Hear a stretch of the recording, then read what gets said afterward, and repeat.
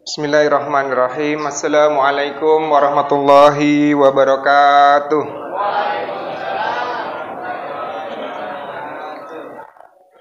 Alhamdulillah, nusalli wa nusallim ala Rasulillah, asyhadu an la ilaha illallah wahdahu la syarikalah wa asyhadu anna Muhammadan abduhu wa rasuluhu alladzi la nabiyya ba'dah.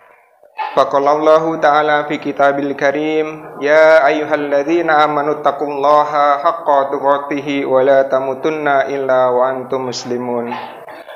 Faqalallahu ta'ala aizan, wa ita'adzana rabbukum la in syakartum la azidannakum wa la in kafartum inna adzabi lasyadid.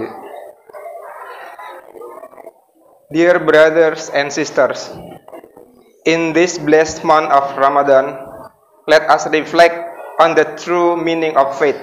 Tonight, I want to share a brief message about how we can strengthen our iman through the act of giving. Let's explore how showing gratitude for Allah's countless blessings through sedekah can truly manifest our belief. Hadirin yang dirahmati Allah SWT, saya tidak membuka dengan pantun karena itu udah bagiannya Pak Hendra. Baik. Hadirin yang dirahmati Allah SWT, Allah SWT telah melimpahkan begitu banyak nikmat kepada kita semua. Ada nikmat kesehatan, nikmat kesempatan hidup, keluarga, rizki, dan masih banyak lagi yang lain. Namun seringkali kita lupa untuk mensyukuri nikmat-nikmat tersebut. Salah satu cara terbaik untuk mensyukuri nikmat Allah SWT adalah dengan cara bersedekah. Hadirin yang dirahmati Allah SWT, saya ingin mengungkapkan sebuah research yang dilakukan oleh CAF, ya, Charity Aid Foundation. Di tahun 2024 yang lalu, mereka mengeluarkan yang namanya World Giving Index, yaitu indeks kedermawanan dunia. Jadi metodenya mereka bertanya kepada lebih kurang 145.000 orang dari lebih dari 140 negara, atau rata-rata per negara itu 100 orang. Nah, apa yang ditanyakan oleh the Charity Aid Foundation itu, mereka menanyakan sederhana, apakah dalam 1 bulan terakhir Anda melakukan kebaikan kepada orang asing, memberikan uang atau memberikan barang apapun yang berguna untuk mereka. Nah, ini menarik temuannya. Jadi, Indonesia adalah negara yang terkenal dengan paling dermawan sedunia. Jadi skornya itu 74, setelah itu Kenya, kemudian Nigeria, dan kebanyakan adalah negara-negara Muslim. Jadi negara-negara tingkat ekonominya tinggi itu tidak serta-merta mempunyai tingkat indeks kedermawanan yang tinggi. Nah, ini menarik. Lalu pertanyaannya, nah ini bagaimana dengan kita nih? Ya. Bagaimana dengan jamaah Masjid Asyam? Bagaimana dengan warga Muslim Gading Depok Residen? Nah, ini saya melakukan riset kecil-kecilan. Jadi dari pertama kali Ramadan tanggal 1 Maret sampai dengan saya mengamati sampai dengan kemarin tanggal 16 atau 15 Maret ya. Jadi kalau menurut informasi tim pembangun kan luas masjid kita ini 100 meter persegi ya. Jadi kalau 100 meter persegi itu kapasitas jamaah masing-masing itu kan 0,6 kali 1,2, saya hitung-hitung lebih kurang kapasitasnya 120 jamaah. Di belakang sama, berarti juga sekitar 120. Nah, saya mengamati, mengobservasi tingkat partisipasi jamaah itu rata-rata kalau saya perhatikan itu antara 70 sampai 90%. Jadi lebih kurang yang hadir per harinya itu antara 90 sampai 100 orang. Nah, kalau kita jumlah selama 2 pekan, 15 hari, kira-kira 1.500. Ya, kumulatif. Nah, lalu kemudian Pak Hendra atau Pak Yuli atau tim dari UPZ itu selalu memposting perolehan infak ya. Oke. Nah, itu saya jumlah-jumlah tuh Pak Yuli. Perolehan sampai dengan kemarin, kalau nggak salah terakhir tanggal 14 Maret ya. Itu kita mengumpulkan sekitar 7 juta. Atau kalau di rata-rata satu harinya itu kotak infak itu terisi lebih kurang 450.000. Kalau dibagi jumlah peserta semuanya, ya tadi sekitar 90 sampai 100, 450.000 dibagi 100, lebih kurang kita infak per orang 4.500. Tapi kenyataannya banyak yang lewat-lewat saja gitu. Nah, berarti ada yang disubsidi infaknya oleh jemaah yang lain. Nah, seperti itu. Nah, ini saya ingin menggambarkan bahwa jadi masih terbuka peluang kita, peluang lebih luas lagi untuk yuk kita sama-sama berinfak, bersedekah untuk baik untuk masjid maupun untuk orang lain atau untuk kebaikan umat Islam. Karena seperti tadi yang saya ungkapkan, saya mengutip ayat dari surat Ibrahim ayat yang ke-7, wa ta'adzanna rabbukum la in sakartum la azidanakum wa la in kafartum inna adzabi lasyadid. Dan ingatlah ketika Tuhanmu memaklumkan, sesungguhnya jika kamu bersyukur, niscaya aku akan menambah nikmat kepadamu. Tapi jika mengingkari nikmatku, maka pasti azabku sangat berat. Nah, sedekah itu bukan hanya tentang memberikan sebagian harta kita, tetapi juga menunjukkan rasa syukur. Jadi kalau yang sedekahnya masih sedikit, mungkin ya kita bertanya untuk kita sendiri, sejauh mana kita mensyukuri banyak sekali nikmat-nikmat yang telah kita terima dari Allah SWT. Dengan bersedekah kita mengakui bahwa segala sesuatu yang kita miliki adalah titipan dari Allah dan siap-siap untuk berbagi dengan sesama yang membutuhkan. Nah, ini jamaah sekalian, sebagai penutup mungkin saya sedikit berkisah ya. Kisah seorang laki-laki dengan 3 sahabatnya. Hadirin sekalian, pernahkah kita merenungkan tentang hakikat kehidupan dunia ini?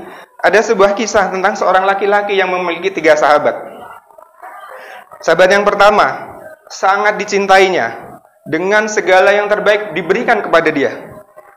Lalu sahabat yang kedua, ya, diperlakukan dengan cukup baik, sewajarnya saja.